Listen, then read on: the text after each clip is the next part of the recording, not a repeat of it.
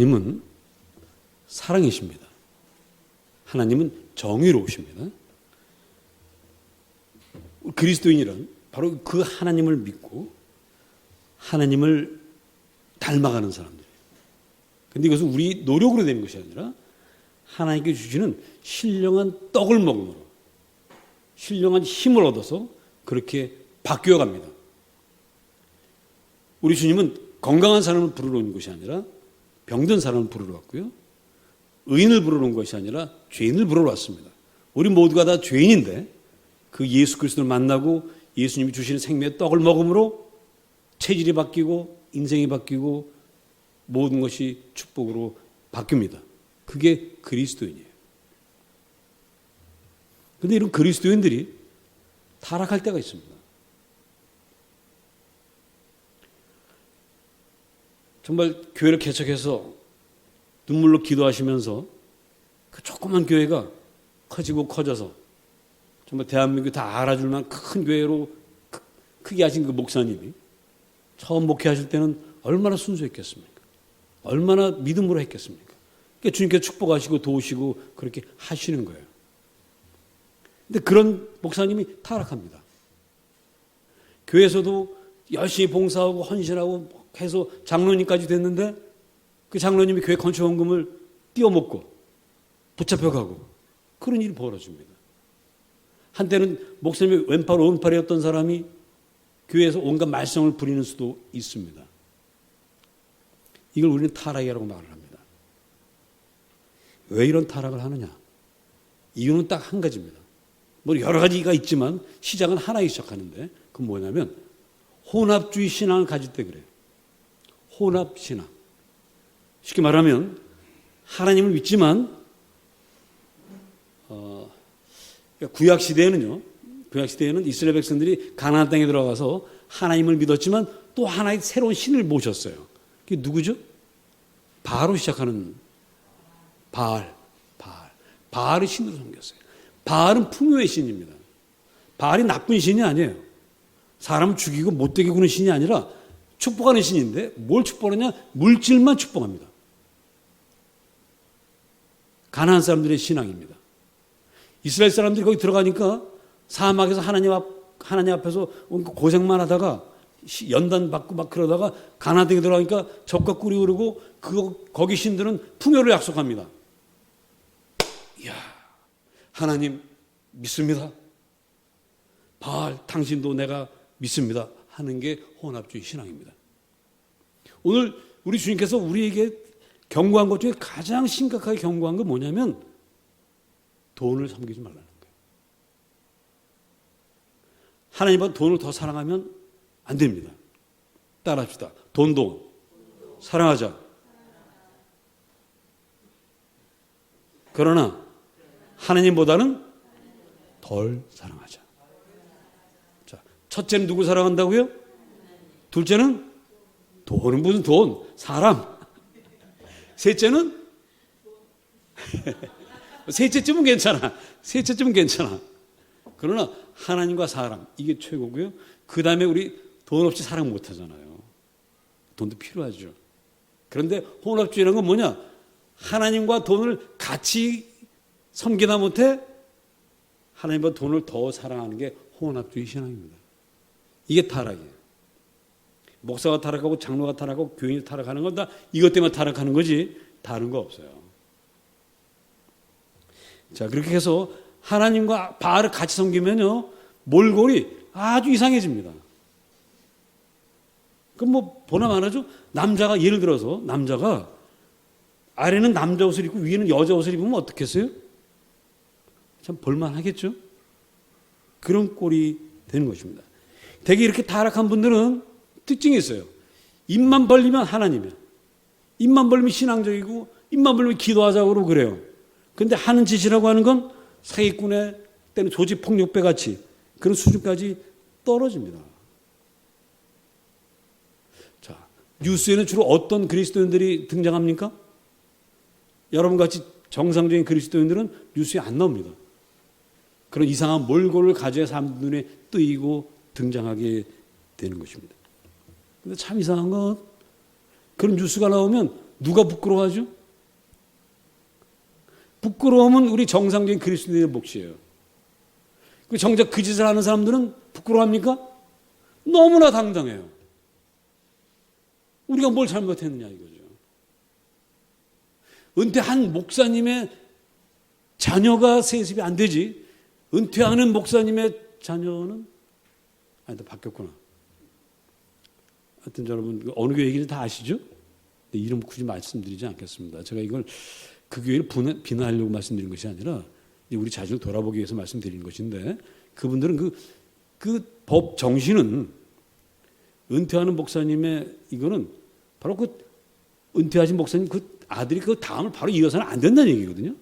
그런데 그 교회에서는 2년을 후임자를 안 세웠어요. 그 목사님이 은퇴했습니다.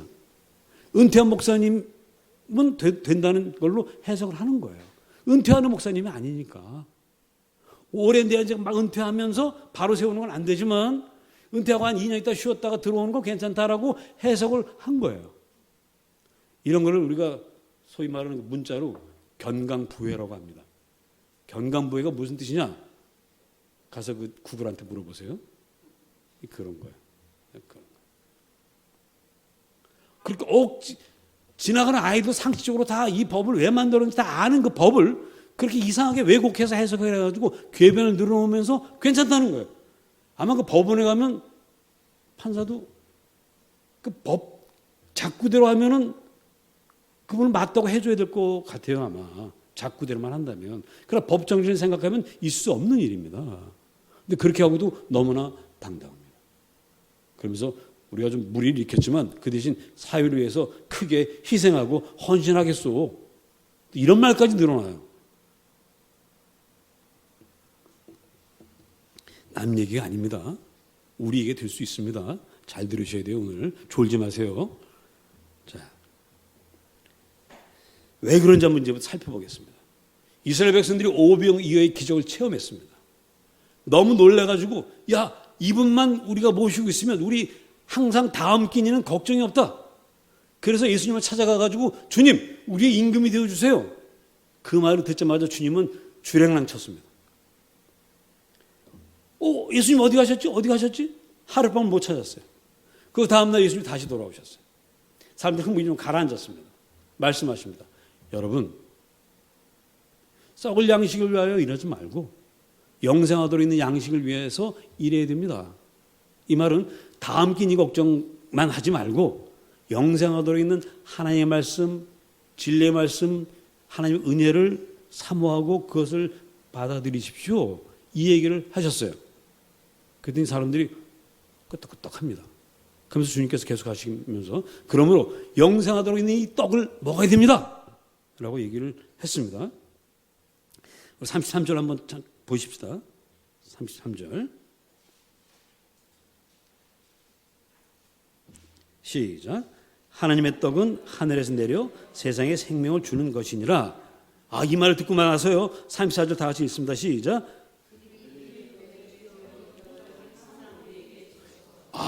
자, 이 사람들 이제 주여, 그리고 영생하도록 있는 떡이 있으면 우리에게 주십시오라고 말을 했습니다. 그런데 사실은 알고 보니까 이게 그 영생하도록 있는 떡을 달라는 게 아니었어요. 여전히 이 사람들은 주님 알았습니다 해놓고 그 다음에 또 뭐라고 그러냐면 주여 다음 끼니를 어떻게 하겠습니까?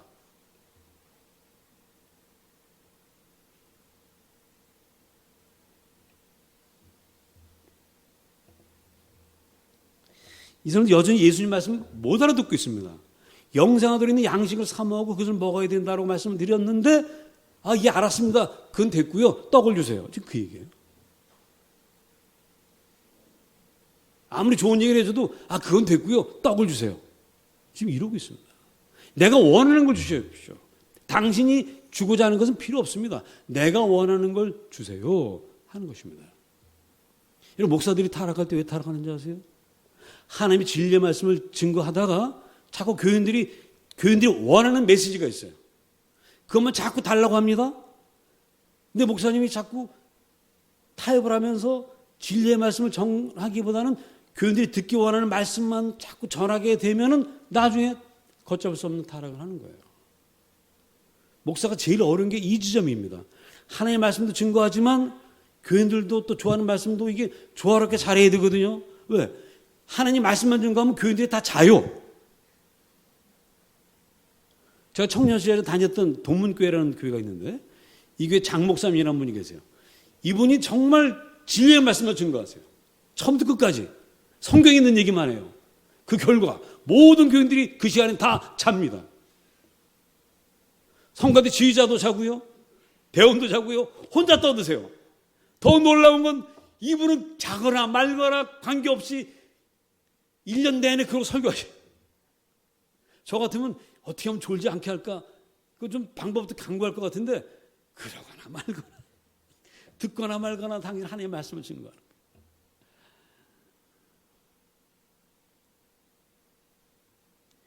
자, 백성들 자기들이 원하는 말씀을 안 주시니까 이제 뭐라고 그러는지 아십니까? 자, 그 다음 보십시다.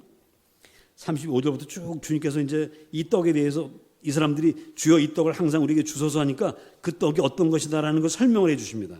그 떡이 뭐냐면 39절 40절 다 같이 있습니다. 시작.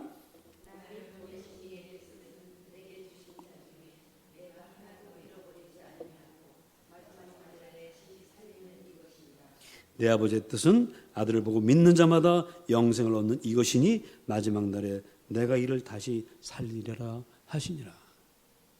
요한복음 4장에 보면 제자들이 그 사마리아 성에서 떡을 구해옵니다. 주님이 이제 너희들 좀 먹을 것 좀 가져와라. 그리고 기다린 동안에 사마리아 여자를 만나가지고 그 여자에게 복음을 전했습니다. 떡을 가져왔어요. 주 여기 떡이 있습니다. 그랬더니 필요 없다고 그러세요. 무슨 말씀이세요? 내게는 너희가 알지 못해 양식이 있다. 그게 뭐냐면 하나님의 일을 하는 것이었어요. 그 사마리아 여자에게 복음을 전하고 나니까 안 먹어도 배가 부르세요. 이거 이해하시죠? 저희 어머니 암에 걸리셨는데 돌아가시 직전에 회갑잔치를 했어요. 그리고 이제 그 다음에 그해 돌아가셨나?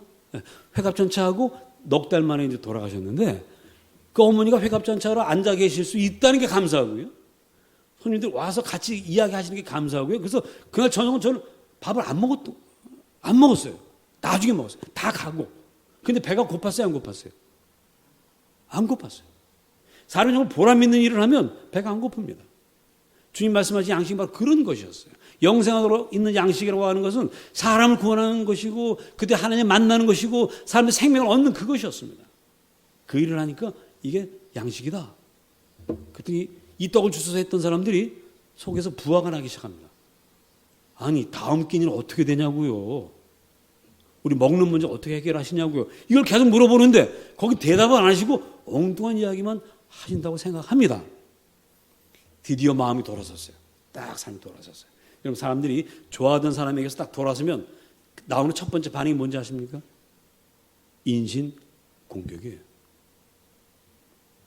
알고 봤더니 저 인간 별거 아니야. 이렇게 얘기합니다. 자, 조금 전까지는 자기들의 임금으로 모시려고 했던 예수 그리스도인데 이제 뭐라고 말하는지 아십니까? 자, 42절 시작. 이르되 이는 요셉의 아들 예수가 아니냐. 그 부모를 우리가 아는데 자기가 지금 어찌하여 하늘에서 내려왔다 하느냐. 이제는 얼마 전까지만 해도 메시아요 하나님의 아들이요 자기들의 끼니를 해결해 주시는 임금님이셨는데 이제는 마음이 돌아서고 나니까 이제 이 인간에게는 구할 게 아무것도 없어. 기대할 게 없어. 다시 인신공격 들어갑니다. 아니 저 인간 알고 봤더니 이 나사렛 목수 요셉의 아들이야. 그 엄마 마리아 우리가 잘 알잖아. 그 떡고머리 아줌마 왜 그 같이 우리랑 우물가에서 그 빨래하고 그 아줌마 그 아줌마 아들이야. 이제 막 나가는 겁니다.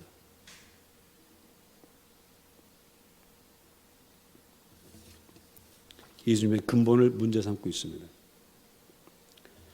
여러분, 이 유대인들을 그 마음을 이해할 수 있습니까? 없습니까? 우리가 자 유대인들이 이렇게 말하는 거예요. 주님, 우리가 무슨 명품 가방을 원하는 같은 거구나. 그걸 원하는 게 아니고요. 다음 끼니요. 다음 끼니. 근데 왜 그걸 시원하게 얘기를 안 해주세요? 화가 나요.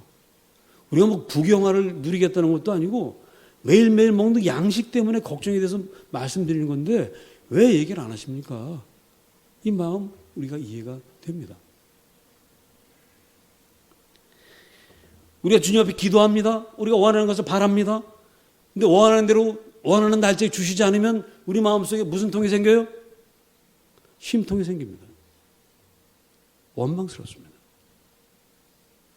하나님, 내가 뭐 대단한 걸 달라고 한 것도 아닌데 왜 안 주세요?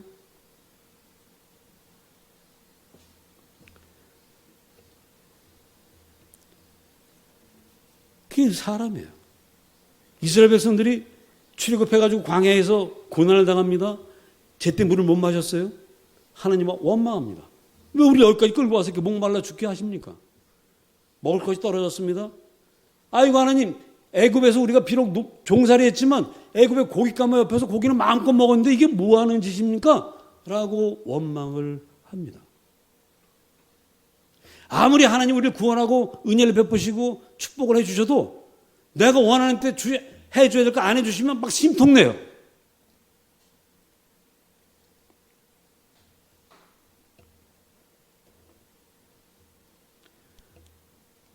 왜 이렇습니까? 여전히 이스라엘 백성들은 예수님을 주님으로 모시질 않았어요. 예수님에게 이렇게 말합니다. 예수, 당신은 우리의 종이에요.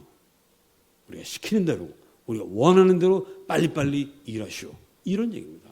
많은 그리스도인들이 예수 믿을 때 예수의 종이 되고 진리의 종이 되고 말씀의 종이 되고 복음을 전하는 종이 되는 것이 아니라 주님, 날 구원했으면 이제 내가 시키는 대로 하세요. 내가 원하는 대로 해주세요. 이거 해주세요. 저거 해주세요. 저거 해주세요. 그렇게 안 하면 막 심통냅니다. 주객이 전도가 됐어요. 내가 주인이 돼버립니다. 우리 주님 분명히 말씀하십니다. 일용할 양식을 구하라. 다 주신다고 약속하십니다. 그러나 그 전에 영생하도록 있는 양식이 있음을 기억하라고 말씀하시는 거예요. 다음 기회를 주시지 않겠다는 것이 아닙니다. 너희들이 원하는 때 원하는 대로 주면 너희들이 나를 종으로 부리고 하나님을 알지 못하고 멸망했기 때문에 난 그렇게 하지 못한다. 너희를 위해서 나는 그렇게 하지 못한다. 라고 말씀하시는 것입니다. 그런데 이스라엘 백성들은 그걸 이해를 안 하려고 합니다. 그리고 그저 내 마음대로 당신이 일을 해 주셔야 된다라고 우기는 거죠.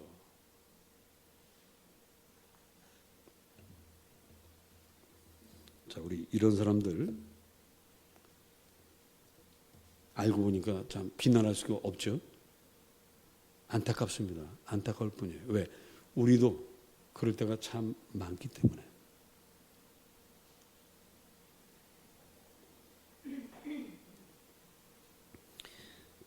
교단법을 궤변으로 이상하게 해석해가지고 하신 그 목사님도 자신도 모르는 사이에 자기가 하나님이 되어버렸어요. 근데 우리도 참 그러기 너무 쉽습니다. 너무 쉬워요. 제 손자가 이 하나밖에 없는 손자인데 현재. 근데 그 기르는 외갓집에서 완전히 이렇게 떠받들죠. 저도 어쩌다 만나면 뭐 이렇게 하죠. 우리 양쪽 집안에 걸쳐서 슈퍼갑이 누굽니까? 그 손자예요. 얘가 지금 착각을 하고 있습니다. 지 마음대로 안 되면 이제는 좀 약간 좀 크니까 지 마음대로 하는데 막 짜증 부리고 뭐 그래요. 그럴 때 그래도 딱 한 분의 그 지도자가 있습니다. 누구냐면 그 애비는 그래도 정신을 차려가지고 애비가 한마디 하면 얘가 딱 멈춰요. 그래서 내가 슈퍼갑은 아니구나라는 걸 깨닫습니다. 여러분 인생에 가끔 뭐가 딱 원대로 안 되고 막히고 힘들고 어려우십니까? 따라하십시다. 그것이 축복이다. 그게 축복이에요. 그게 바로 내 마음대로 모든 세상이 다 돌아가지 않고 안 된 일이 있는 것이 내가 하나님 앞에 무릎을 꿇고 주여 나는 부족한 죄인입니다. 나를 불쌍히 여겨 주시옵소서라고 말할 수 있는 축복입니다. 그래서 고난이 내게 유익이라고 성경은 말씀하시는 것이죠. 자, 어떻게 하면 우리가 이런 죄, 이런 타락에 빠지지 않을까? 누구에게나 늘 이렇게 늘 염려가 가능성이 있기 때문에 사실은 사도 바울도 이렇게 말합니다. 오늘 제가 주보에 실었는데요. 여러분 주보 중간에 맨 밑에 보세요. 제 설교문 세 번째 단락, 첫째, 둘째, 셋째 맨 밑에 바울의 고백이 나옵니다. 같이 읽어봅시다. 시작. 내 지체 속에서 한 다른 법이 내 마음의 법과 싸워 내 지체 속에 있는 죄의 법으로 나를 사로잡는 것을 보는도다. 자, 바울은 정말 죄를 짓고 싶지 않은데, 교만해지고 싶지 않은데, 탐욕스럽고 싶지 않은데 자기를 그렇게 만들어가는 죄의 법이 있다는 거예요. 그게 나를 끌어간다는 거예요. 그게 나를 그렇게 시킨다는 거예요. 나는 원하지 않는데. 안 되는 줄 알지만 그렇게 하고 있다는 것입니다. 어쩌면 지금 문제를 일으키는 수많은 그리스도인들이 다 이런 마음일지 모르겠어요. 이걸 우리가 어떻게 해결해야 되느냐? 로마서 8장 2절에서 바울은 이렇게 말합니다. 생명의 성령의 법이 죄와 사망의 법에서 나를 해방하겠다. 결국 생명의 성령의 법만이 나를 해방할 수 있고 나를 자유롭게 할 수 있고 나를 유혹에 넘어가지 않게 하나님을 감히 내 종으로 부리지 않게끔 한다는 거예요. 생명의 성령의 법이 그럼 무엇입니까? 바로 우리 주 예수 그리스도. 그분이세요. 그래서 예수 그리스도를 믿으면, 성령을 믿으면 우리가 그 죄의 법에서 해방됩니다. 여러분 새로운 사람이 됩니다. 자, 따라합시다. 나는 해방되었다. 여러분 이미 해방되었습니다. 그 사실을 분명히 믿으시기 바랍니다. 왜? 죄와 생명의 성령의 법이 여러분을 해방했어요. 여러분들 예수를 그리스도로 고백하고 있기 때문에 성령을 여러분들이 이미 붙잡고 계시고 여러분들이 끊임없이 내가 주인이 아니고 예수님이 나의 주님이라는 고백을 여러분들은 지금 하고 있습니다. 그런데 이것이 흔들리면 안 돼요. 언제 흔들리느냐? 몸이 약해질 때 흔들립니다. 여러분 밥을 안 먹으면 몸이 어떻게 되죠? 약해집니다. 오늘 제가 설교 제목을 뭘로 잡았어요? 먼저 내가 먹어야 한다. 먹어야 돼요. 뭘 먹어요? 영생하도록 있는 양식을 먹어야 됩니다. 영생하도록 있는 양식이 뭐죠? 우리 주님의 말씀이에요. 말씀이 육신인데 우리 가운데 거하셨다고 했습니다. 예수님이 우리 가운데 육신으로 거해서 우리는 그분의 피와 살을 먹고 구원받았어요. 이제 그분은 올라가셨습니다. 남은 것 그분의 말씀이에요.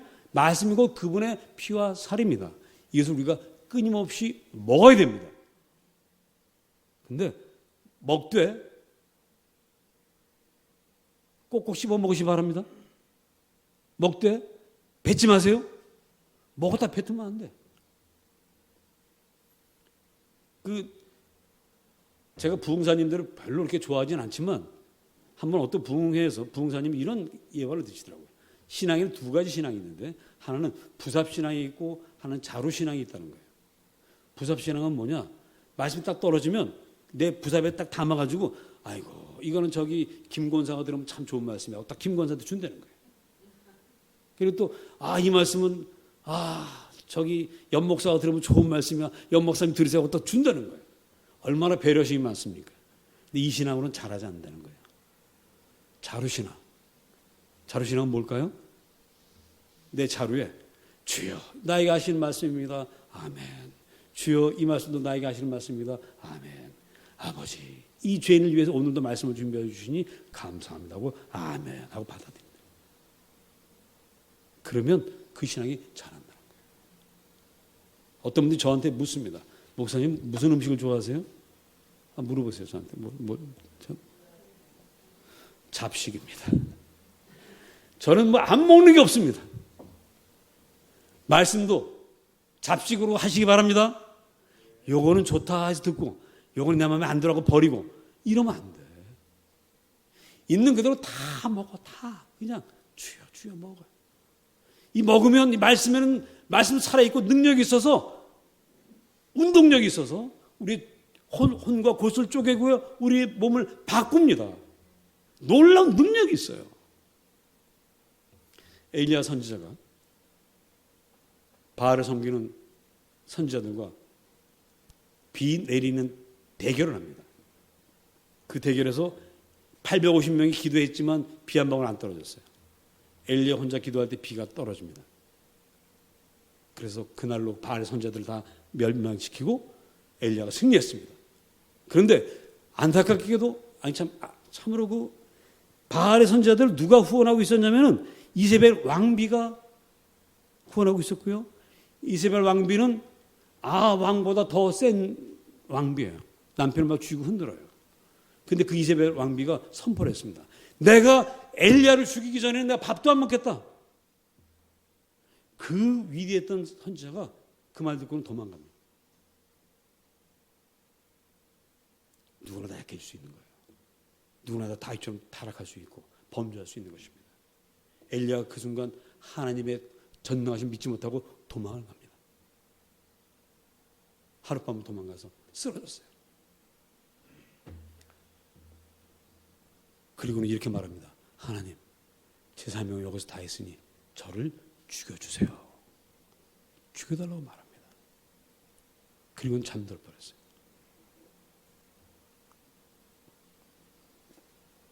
열왕기상 19장에 보면 그날 그 시간에 천사가 오십니다. 오셔서는 엘리야를 어루만지세요.